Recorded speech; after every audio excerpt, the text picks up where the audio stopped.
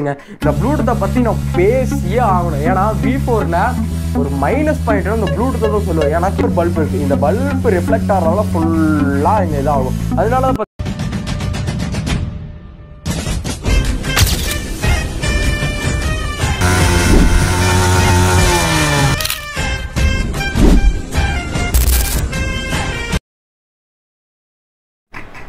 And hey fam, this is LTF News. So இந்த வீடியோல அதை பற்றி பார்க்க போகிறோம் அப்படின்ட்டு R15 V4 ப்ராசஸ் என்ன, மெயின்டெனன்ஸ் என்ன, எப்படி புக்கிங் பண்ணுறது, நிறைய பேர் இந்த கொஸ்டின்ஸ் கேட்டிருந்தீங்க. அண்ட் R15 V4 எடுத்துருந்து கிட்டத்தட்ட ஒரு 1 இயர் ஆச்சு, 1.5 இயர் ஆச்சுங்க. அந்த 1.5 இயரில் நான் என்னென்ன கம்ப்ளைண்ட் ஃபேஸ் பண்ணேன், மெயின்டெனன்ஸில் எப்படி பண்ண எல்லாம் சொல்லி இந்த வீடியோவில் ரிவீல் பண்ணிடுறேன்.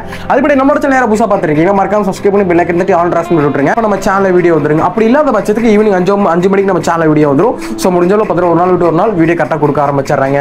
ஏன்னா கொஞ்சம் நிறைய பிளான்ஸ் எல்லாம் பண்ணி வச்சிருக்கேன், எல்லாமே உங்களுக்கு அடுத்த வீடியோவில் ரிவீல் பண்ணுறேன்.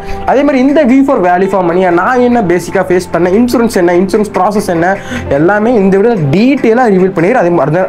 அதே மாதிரி யாராவது V4 எடுக்க போகிறேன், இன்சூரன்ஸ் ப்ராசஸில் தெரிஞ்சுக்கணும் அப்படின்ட்டு இந்த வீடியோவை ஸ்கிப் பண்ணாமல் பாருங்கள். முழுக்க இந்த வீடியோ ஃபுல்லாக பார்த்துட்டு என்னோட ஓன் எக்ஸ்பீரியன்ஸ் உங்ககிட்ட ஷேர் பண்ணியிருப்பேன். வயசு வேணா சின்னதாக இருக்கலாம், பட் அனுபவங்கள் தெரியுது. அதனால இந்த வீடியோ ஸ்கிப் பண்ணாமல் பார்த்துருங்க. ஸோ வேறு எதுவும் இல்லை, கொஞ்சம் லைட்டாக அப்போ இடையில கொஞ்சம் லைட்டாக டாக்கிங்ஸ் போடணும்லங்க. ஸோ மிச்சபடி வேறு இல்லை, எல்லாமே பார்த்தீங்கன்னா நோட்ஸ் எடுத்து வச்சிருக்காங்க. ஸோ எல்லாமே பார்த்தீங்கன்னா நோட்ஸ் எடுத்து வச்சிருக்கேன், வெயிட் பண்ணுங்க. So okay, R15 V4 R15 version 4 V3க்கும் வெர்ஷன் 4க்கு என்ன டிஃபரன்ஸ் நான் தனியாக ஒரு vlog மேக் பண்ணிக்கிறேன். ரெண்டு பைக்கை நான் ஓட்டியிருக்காங்க. ஸோ V4 பார்த்தீங்கன்னா அப்சைட் ஃபோக்ஸ் கொடுத்துருக்காங்க. அண்ட் V4ல மெயினாக ஒரு ப்ராப்ளம் வரும் அப்படின்னா அந்த ரேடியேட்டர் ப்ராப்ளங்க. கிட்டத்தட்ட நம்ம பைக் எடுத்து 1.5 இயர் ஆச்சு, ஆல்மோஸ்ட் 30,000 கிலோமீட்டர் ஓடிடுச்சு. 25,000 கிலோமீட்டரில் 22,000 கிலோமீட்டரில் பார்த்தீங்கன்னா ரேடியேட்டர் ஃபேன் போயிடுச்சுங்க. ஃபேன் மாற்றிக்க அதுக்கப்புறம் பார்த்துக்கிட்டிங்கன்னா மறுபடியும் அவங்க இந்த மாதிரி வண்டி கொடுத்துறதுல அவங்க ஃபேன் கரெக்டாக மாட்டாதான் இன்னொரு ஃபேனும் போயிடுச்சுங்க. கிட்டத்தட்ட இப்போ நம்ம போட்டிருக்க பைக்கோட 3வது ஃபேன். அது போய் சின்ன இடத்துல ரேடியேட்டர் விங்ஸில் அடி வாங்க ஆரம்பிச்சிருச்சு. ஆக மொத்தத்தில் ஒரு 4,500 ரூபாய் பைக்குக்கு ரேடியேட்டருக்கு மட்டும் செலவாயிடுச்சுங்க. அது போக ரேடியேட்டர் எப்படி போச்சுன்னு சொல்லணும். கிட்டத்தட்ட 25,000 கிலோமீட்டர் நம்ம பைக் எடுத்துருந்து இப்போ வரைக்கும் பைக் ஹீட் ஆனாலோ இல்லை பைக் ரேடியேட்டர் ஃபேன் ஓனாலும் முதல் விஷயம் பார்த்தீங்கன்னா பைக்கை நான் ஓட விட்டு தான் ஆஃப் பண்ணுவேன். பட் ஒரு 1 வீக் ஃப்ரெண்டு கிட்ட பைக்கில் ஒரு 1 வீக் பார்த்தீங்கன்னா ஃப்ரெண்டு பைக் இல்லைன்னு சொல்லிட்டு நம்ம R15 எடுத்து கொடுத்துட்டேன். அவன் கரெக்டாக அந்த வண்டி யூஸ் பண்ண தெரியும், வண்டி கரெக்டாக போக்குவரத்து கரெக்டாக கணக்காக நம்ம கையில் கொடுத்துட்டாங்க. அதுக்கப்புறம் அப்படின்னு சொல்லி சின்ன சின்ன சங்கட்டங்கள்லாம் வந்துச்சு. எல்லாம் இருக்கிறதான்னு சொல்லிட்டு நம்ம பைக்கை ரெடி பண்ணிட்டேங்க. அது போக பார்த்தீங்கன்னா V4ல பார்த்தீங்கன்னா அடுத்து கூலண்ட், ரேடியேட்டர் எவ்வளோ இம்பார்ட்டன்ட் கொடுங்க, அதே மாதிரி கூலண்ட் ஆயிலுக்கு இம்பார்ட்டன்ட் கொடுங்க. கூலண்ட் ஆயில் எது ப்ரோ மேக் பண்ணலாம், Yamaha யூஸ் பண்ணலாமா, மோட்டோல் யூஸ் பண்ணலாமா அப்படின்னு கேட்டுக்கிட்டே நான் என்ன சஜஸ்ட் பண்ணுறேன்னா மோட்டோல் யூஸ் பண்ணுங்க. மோட்டோல் சூப்பராகவே தான் இருக்குது. நான் ஒரு கிட்டத்தட்ட இப்போதான் ஒரு 1 மந்த்தாக நான் மோட்டோல் யூஸ் பண்ணுறேன். இது மாதிரி பார்த்தீங்கன்னா எல்லாமே வண்டியில் பக்கா இன்ஜின் ஆயில் தவிர எல்லாமே பார்த்தீங்கன்னா Yamaha தான் யூஸ் பண்ணிருப்பேன். ஆயில் ஃபில்ட்ரு, ஏர் ஃபில்ட்ரு, அது போக வண்டியில் ஸ்பார்க் பிளக் எல்லாமே பார்த்தீங்கன்னா Yamaha தான் யூஸ் பண்ணுறேன். இந்த வாட்டி பார்த்தீங்கன்னா நமக்கு நல்லா பர்ஃபார்மன்ஸ் வேணும் அப்படின்றதுக்காக நான் அதர் பிராண்ட் போலான்னு இருக்கேன். இன்கேஸ் உங்களுக்கு ஏதாவது தெரிஞ்ச பிராண்ட் இருந்தால் மறக்காம கமெண்ட் பண்ணிடுங்க.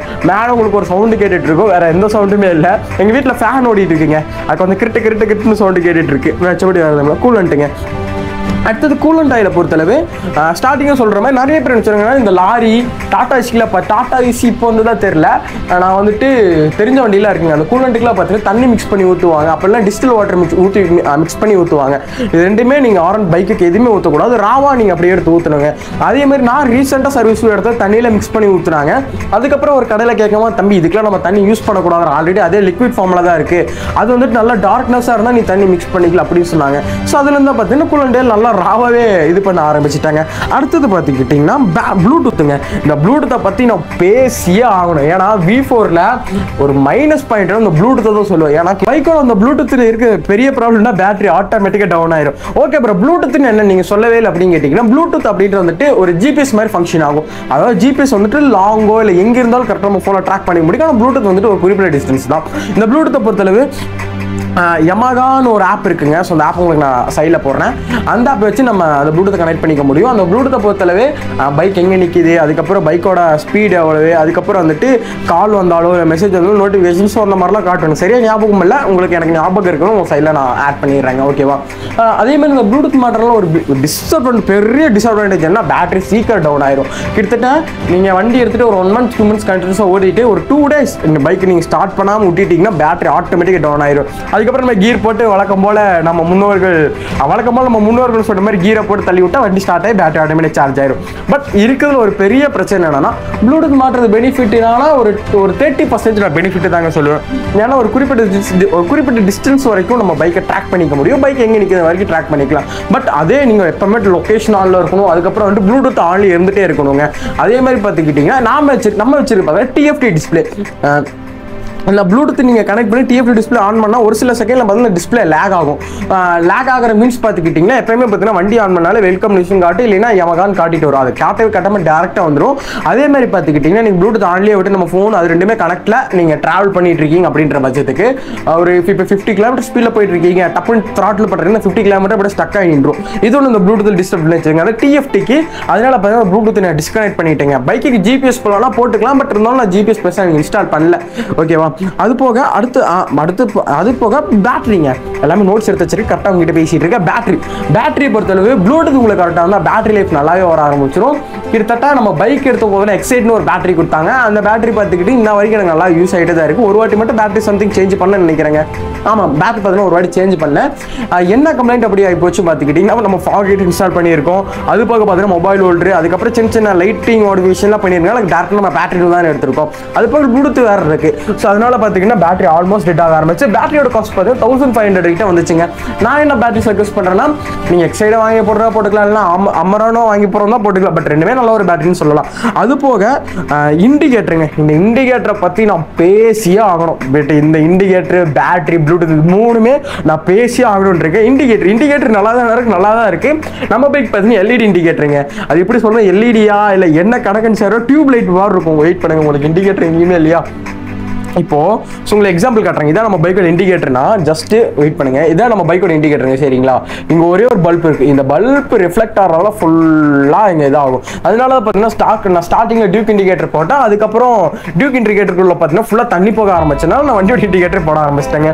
அது போக பார்த்தீங்கன்னா இண்டிகேட்டர் இப்போ நம்ம மற்ற பைக்ஸ்ல பார்த்தீங்கன்னா இண்டிகேட்டருக்கு நிற்குமா, இப்படி கூட இண்டிகேட்டர் வரக்கூடாதுங்களேங்க. அந்த நம்ம ஆன் எப்போ இல்லை, சும்மா இப்படி கை வச்சு எடுத்தாலும் இண்டிகேட்டர் கையோட வந்துருது. அது ஒன்று இருக்கு. அது ரெடி பண்ணணும்னு நினைக்கிறேன். இண்டிகேட்டர் மாடிஃபை பண்ணலாம் இருக்குங்க. அது போக இந்த இண்டிகேட்டர் நம்ம பகல்ல பார்த்துக்கிட்டீங்கன்னா பெருசா அந்த வெளிச்சமா இருக்காதுன்னா ஒரு 30% 40% இருக்குங்க. அதே நீங்க நைட் டைம்ல பார்த்துக்கிட்டீங்கன்னா ஓகே, நல்லா பார்க்க கொஞ்சம் லுக்காக தான் இருக்கும். அதுக்கப்புறம் வேற என்ன பேசணும்னு நினைச்சேன்னா வைப்ரேஷன்ஸுங்க. நீங்க நம்ம R15 எடுத்துக்கிட்டு 1.5 இயர் ஆச்சு. இந்த நெக்ஸ்ட் அதாவது இந்த மாசம் அக்டோபரா அடுத்த நவம்பர் 10 வச்சு நம்ம பைக் எடுத்து 2 இயர்ஸ் ஆச்சுங்க. ஓகே, 2 இயர்ஸ்ல வைப்ரேஷன் வந்துட்டு ஒரு 30,000 கிலோமீட்டர் போனதுக்கு அப்புறம் வைப்ரேஷன் நல்லாவே ஃபீல் ஆகுது. ஷோரூம்ல விட்டதுக்கு அப்புறம் என்ன சொன்னாங்க, நார்மலா V4 வர வைப்ரேஷன் தான் அப்படின்னாங்க. பட் இருந்தாலும் இவ்வளவு வைப்ரேஷன் வராது. நான் ஒரு vlogல கூட சொல்லியிருப்பேன், LTF நம்ம பைக் ஓட்டிட்டு இருக்கோங்க கையெல்லாம் வலிக்க ஆரம்பிச்சிருச்சுங்க அப்படின்னு. vlog கிடையாது, நம்ம பைக் மெயின்டெனன்ஸ்ல சம்திங் அந்த vlog நான் சொல்லியிருப்பேன்னு நினைக்கிறேங்க. அந்த மாதிரி கை வலிக்க ஆரம்பிச்சிருச்சுங்க அப்படின்னு. ஷோரூம்ல லைட்டா அந்த மன வலி எல்லாம் இருக்கதானே செய்யும். அதே மாதிரி ஷோரூம்ல சர்வீஸ் விடுறதா இல்ல வெளியே சர்வீஸ் விடுறது பெட்டரா கேட்டுக்கிட்டீங்க. என்னை பொறுத்தவரை 2 இடத்துல விட்டுருக்கேன். நான் விட்ட ஷோரூம் எல்லாமே பார்த்தீங்கன்னா நம்பிக்கையான ஷோரூமுங்க. எப்பயுமே நான் ரைட் கிளம்புற முன்னாடி ஷோரூம்ல பைக்கை சர்வீஸ் விட்டு எடுத்துட்டு கிளம்பிடுறேன். அப்படி இல்லை ரொம்ப எமர்ஜென்சியாக கிளம்பணும் அப்படின்ற பட்சத்துக்கு அந்த இடத்துல இந்த ஷோரூம் இருக்கும், அங்கே போய் விட்டுருவாங்க. பட் எனக்கு நம்ம கோயம்புத்தூர் நான் வண்டி எடுத்த ஷோரூம்ல எனக்கு பக்காவாக பண்ணாங்க. ஆனால் வெளி ஷோரூம் எனக்கு எப்படின்னு தெரியலங்க. இது ப்ரமோஷன் கிடையாது, நார்மலாக சொல்கிறேன். உண்மையாக அந்த ஷோரூமில் நல்லா மதிப்பு கொடுத்தாங்க, மரியாதை கொடுத்தாங்க. அடுத்தது வேறு ஏதாவது பைக் மேபி R3 ஏதாவது ஒரு பைக் எடுத்து அந்த ஷோரூமில் எடுத்துக்கலாங்க. அண்ட் இந்த வீடியோ எந்த இடத்துல என் பண்ணிக்க என்னடா பேசிட்டு டப்புன்னு vlog என் பண்ணிட்டு அப்படின்னு கேட்டுக்கிட்டிங்கன்னா வேறு எதுவுமே இல்லைங்க. நம்மளோட GoPro பார்த்துக்கிட்டோம் ரொம்ப ஹீட் ஆயிடுச்சு. அது இல்லாமல் பார்த்தீங்கன்னா டெம்பரேச்சர் நீங்கள் கேட்டு GoPro ஆஃப் ஆயிடுச்சுங்க.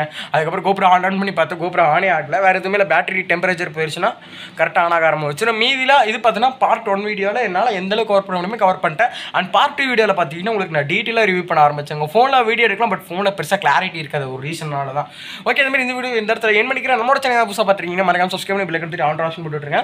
ஓரளவு vlog கவர் பண்ணியிருப்பேன் நினைக்கிறேன். ஒரு நாள் விட்டு ஒரு நாள் சேனல் நம்ம சேனல் கரெக்டாக வீடியோ வர ஆரம்பிச்சிடும். காலையில் 8 மணிக்கு ஷார்ப்பாக நம்ம சேனலில் வீடியோ வரும். அப்படி இல்லாத பட்சம் 5 மணிக்கு நம்ம சேனல் வீடியோ வர ஆரம்பிச்சாருங்க. எல்லாமே ஒரு நாள் விட்டு ஒரு நாள். அது போக ஷார்ட்ஸ் பார்த்தீங்கன்னா டெய்லி ஷார்ட்ஸ் வர ஆரம்பிச்சிடும். அது எல்லாமே மறக்காம நம்ம சேனல் சப்ஸ்கிரைப் பண்ணிக்கோங்க. அதே மாதிரி பார்த்துக்கிட்டிங்கன்னா நம்ம சப்ஸ்கிரைபரோட குரூப் ரைட்லாம் போகலான்னு ஒரு பிளானில் இருக்கேன். நம்ம பைக் ரெடி ஆனதுக்கப்புறம் எல்லாமே நம்ம ஃபியூச்சர் அப்டேட் பண்ணுறேங்க. ஓகே, இந்த வீடியோ இந்த இடத்துல என் பண்ணிக்கிறேன். ஓகேங்க, இந்த வீடியோ அப்படி இந்த இடத்துல என் பண்ணிக்கிறேன். தெய்வத்தை நாங்கள் எதுவும் மூச்சு தன் மேவுக்கு கொடுத்துரும், மூச்சு திரும்பியாக்கு மீட்டு இனிமே குத்திவிடும், மூச்சு விட நிகழ்ச்சி இடையே நல்ல நம்பிக்கை இந்த வீடியோ என் பண்ணிக்கிறேன். அடுத்த வீடியோ சந்திக்கிறோம். உங்களுக்கு விடைபெறுவது நான் உங்களுடைய ஸ்டே டியூன்ட் LTF. பாய். Yeah.